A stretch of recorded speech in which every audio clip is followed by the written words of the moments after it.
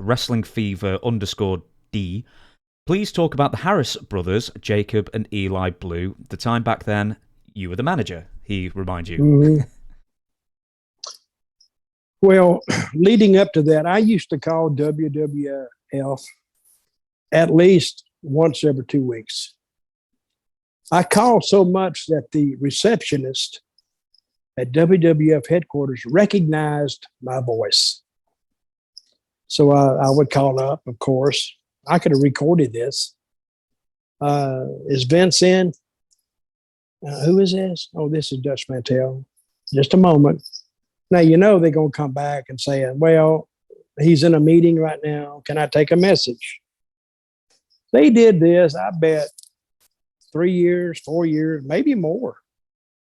Then it finally got to the point I would call up. Is Vince in? Oh, hi, Dutch. How are you doing? I'm doing fine. And I forgot what her name was. But I used her name, and is Vince in? I will check. Very friendly. So, and she said, oh, I'm so sorry, Dutch. He's not in. He was sitting right beside her probably. He's not in. So I came home from Christmas one time from Puerto Rico. It was 1994. Came home for Christmas. And I talked to Don and Ron, and they said they're going to WWE. I said, wow, really? I said, man, you guys could need a manager. They said, oh, yeah. So I called up there, and I didn't ask for Vince this time.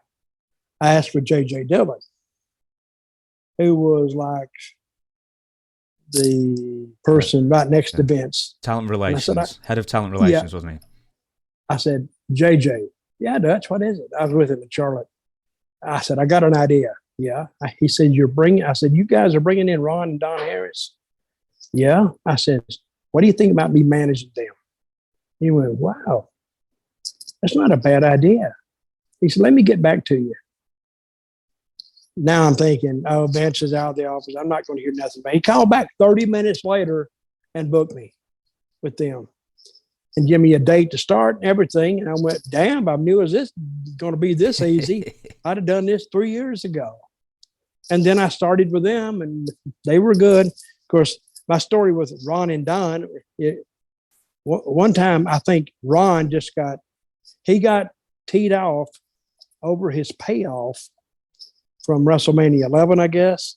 He didn't like it. And I'm thinking, Ron, you came from a security job, a night watchman job. So whatever's on that check, there's got to be a hell of a lot more from that, because I knew what I got. But he just got up one day and just walked out. Just left. And that just left me with Donnie.